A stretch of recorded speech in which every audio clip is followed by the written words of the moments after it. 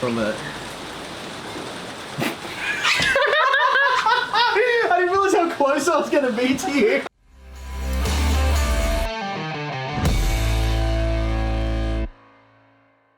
Guten Tag, Brewers, and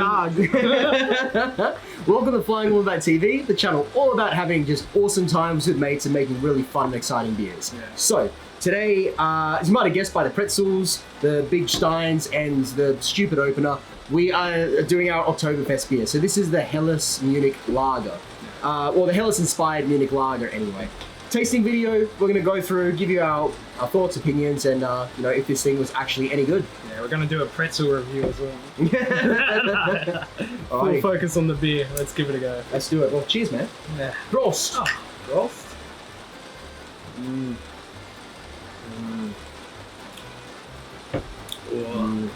All right, well, while you're getting over your beergasm, I'll give you a quick rundown on this beer. So, from memory, this was something like, 80% Pilsner malt, some 19% or something along those lines, light Munich malt, and then 1% redback malt, or was it Aroma malt, something like that? Aroma malt, yeah. So, it's malty. It's a malt-driven beer. That's what the style is supposed to be. It's not meant to be defined by its hoppy characteristics. Also, apologies for the noise. It's raining, it's storming in Sydney right now when we record this, so... We ain't stopping for the rain. Yeah, so we're thirsty, so just we're gonna have to carry on. But this thing is very cloudy. It's not a wheat beer, even though it looks like a wheat beer. That's because this thing was tapped yesterday. Kegged. So, kegged yesterday. So this thing was put into in the tank. It was getting quite clear, but when you keg a beer, it gets a little bit flocculated, and then all this stuff gets a bit cloudy. So that's why it's cloudy. This will settle over a couple of weeks, but we didn't want to wait a couple of weeks to do this video, even though realistically with a German style lager, you are supposed to, cellar it for like 2 months, but ain't nobody got time for that. Yeah. So we're getting on with initial thoughts. Oh, all right. Initial thoughts. Like, it smells German. Yeah. It smells German, so it's like really bready and biscuity on the nose, and then you've got that classic lager type smell going on. It smells clean. That's how I think of it in my head. I just love lagers, man. Lagers are good. I do love lagers, and then like Munich lagers, bro. The flavor matches the smell. It's like, it's not, when I say malty, I'm not saying malty like a stout. It's malty like a lager should be malty. So you can taste the breadiness, you can taste a bit of biscuitiness. It's got that touch of bitterness going on, but the bitterness isn't overpowering the beer. It's not the defining flavor. There's some hops going on. I wouldn't say I really taste the hop flavors themselves. It just tastes like hops. You know what I mean? Yeah. It's not like a dry hop taste. Yeah, you can't more, taste the hops. It's more That's like a little bit of charismatic. Yeah. It's like adding to the general flavor of the beer. It's like, generally speaking, kind of like, I don't know, a little bit piney, a little bit earthy, maybe a touch kind of...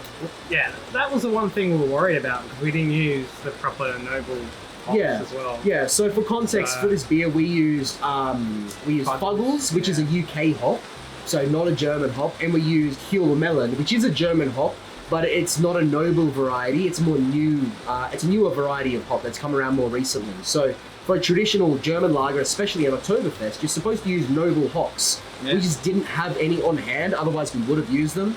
So we worked with what we had, but fortunately for this style, the hops are not really the defining characteristic. Yeah, it's the malts. The malt's fine in this beer, that's for sure. It's definitely a malt-driven beer. That being said, as far as hops go, it tastes more like a little bit minty, a little bit piney and earthy, and then a touch of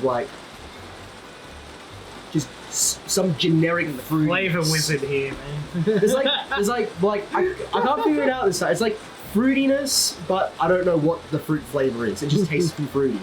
But so if it was a more traditional style, it should be leaning more towards that pine, earth, and herbal flavors, which I would agree. Honestly, the herbal flavors would work better with a malt-driven beer.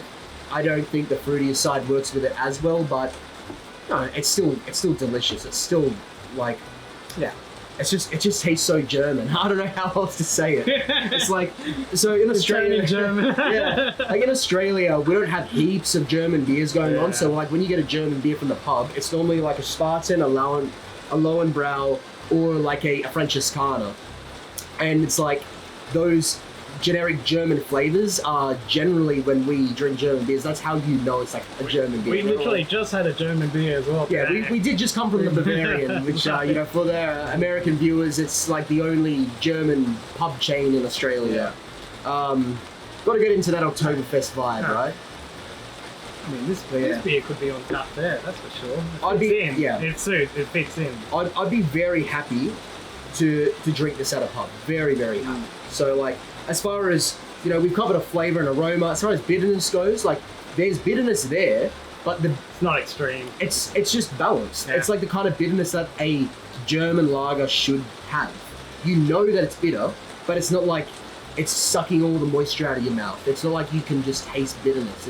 It's just there enough to make this thing drinkable. Because if it wasn't bitter, it would taste too sweet. Yeah. Goes down easy. Yeah. It goes down very easy. It is nice. Mouthfeel wise, good mouthfeel. Good.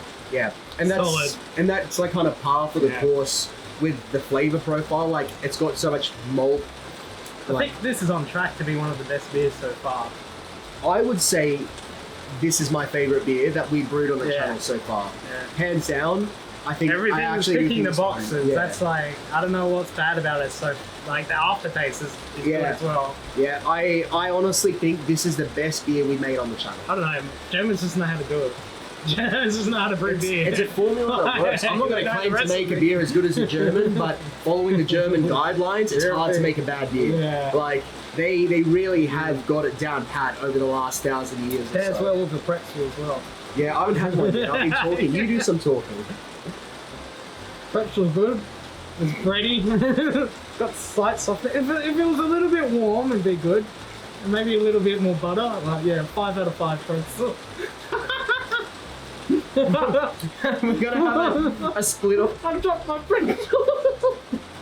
We're gonna have a split off channel that's just Odin's pretzel reviews. The flying pretzel. The boomerang pretzel. So we went to the Bavarian to get the pretzels for the thumbnail for the video, and then we got distracted and got beers. So, anyway, as you do. Alcohol wise, so hang on, I've got food in my mouth. You do some talking. What was the alcohol? 5.5 around there. 5.4%. It's a bit more alcoholic than you expect for a. It was about Munich lager. Yeah, it was about 5.4/5.5. I mean, if we have a few of these, it definitely hit. I mean, it hit a few. I mean, it's because we're drinking a half liter, so it's gonna hit regardless. But yeah, it's 5.4, 5.5%, which is on the higher side for a HELLES lager. So a HELLES lager typically is between 4.5 to 5.5. So we're right on that top end. God, if you had a liter of this, you'd be on your ass pretty fast. And that's probably. Yeah, that's probably. I mean, it's sitting on the borderline of the style because the HELLES lager is meant to be this, you know, really delicious malt-driven beer, but it's meant to be a sessionable beer that you have, like, you go to the German beer garden, you can drink like 8 of these in the afternoon, and you won't wake up feeling like death the next day. It was meant to be the thing you could have all afternoon. You won't remember how you go home, but you wake up. That's the But yeah, so it's on the higher end. Look, who's ever complained about having a little bit more booze in their beer? I haven't, but yeah. I mean, it's balanced. The important thing is that it's balanced and that it's not like you're tasting it's not extreme alcoholic. Yeah, it's not overpowering the general enjoyment of the beer. What else? So, I mean, balance-wise, I mean, I think... I mean, it's a malt-favoured beer in general. It's meant to have the maltiness outstanding everything else, kind of. Which it does. So that's the goal of the beer. It's hard to define that malty flavor, isn't it? Yeah. Like you call different it types. Well, it's varied. It's hard because, like, you say it tastes malty, and it does, but it's like bready. Bready, yeah. Kind of in a sense. It's kind of like fresh baked bread. Yeah. Like more like a pane de gassa, and you've gotten it just fresh out of the bakery, and you put a little bit of butter on it, and you eat it just like that. It's that kind of maltiness. Because you can tell the difference between a malty beer and a hoppy beer. Oh yeah, like, that's the thing. Oh yeah, it's just hard to describe malty beers. It's hard to describe what malty flavor is, other than saying it tastes malty. Yeah. Okay, so as far as if I would change anything, noble hops. I mean, I would change. That'd be. Yeah, you kind of want to try it. What's it taste like? That'd be the biggest thing, to be honest. Would just be, I wish I had the right hops on hand. I wish I used noble hops for this instead of the hops that I did use. Next Oktoberfest.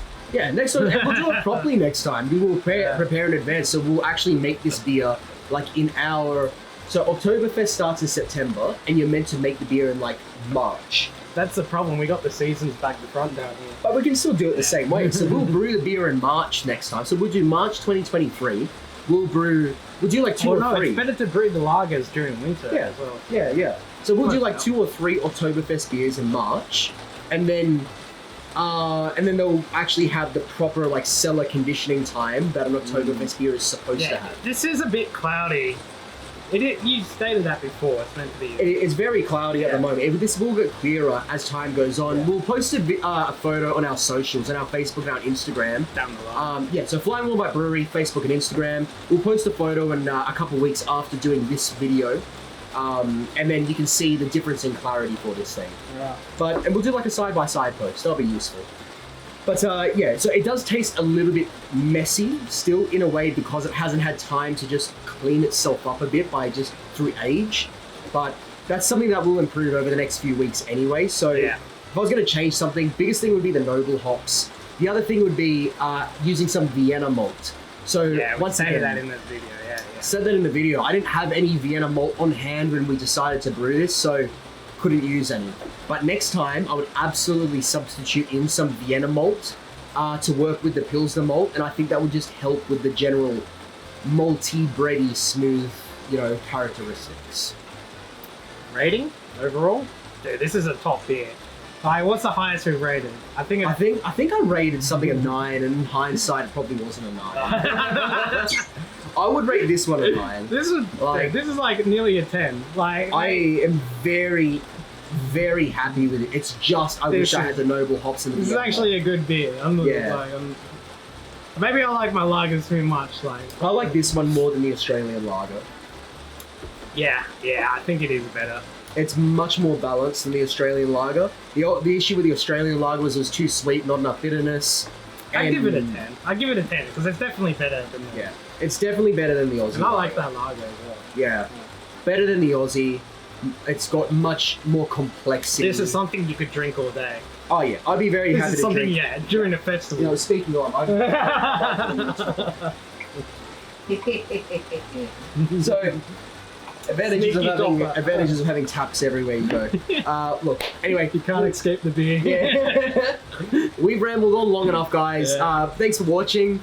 Give us a like and a subscribe as always. And once again, if you guys do brew this beer, because we released the recipe, so if you do brew this beer, if you make any changes or if you have any recommendations, please let us know, because it's all about chasing the craft of making the best beer possible. So, we're not the best brewers in the world. No. We don't claim to be. No. We don't claim to be, but we do claim to try very hard to keep improving what we do. Yeah. So look, Prost, and cheers guys. Cheers. Auf Wiedersehen.